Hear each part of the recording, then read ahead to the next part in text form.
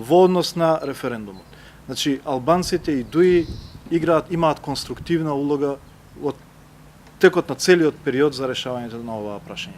Внимателни сме на чувствителноста што ја имаат нашите македонски сограѓани кон оваа прашање и се обидуваме така внимателно да реагираме. Ние на крај би ја прифатиле одлуката на СДСМ за референдум. Меѓутоа укажуваме на некои ризици и тие ги правиме во една конструктивна дебата. Кои се тие ризици? Прво, дека ќе стане дневно политичко прашање. И можеби политичките партии кои што принципиелно се за некои ставови, бидејќи веруваат под притисок на јавното мислење, на дневната политичка борба помеѓу партиите, може да ги сменат ставовите. Второ, референдумите стануваат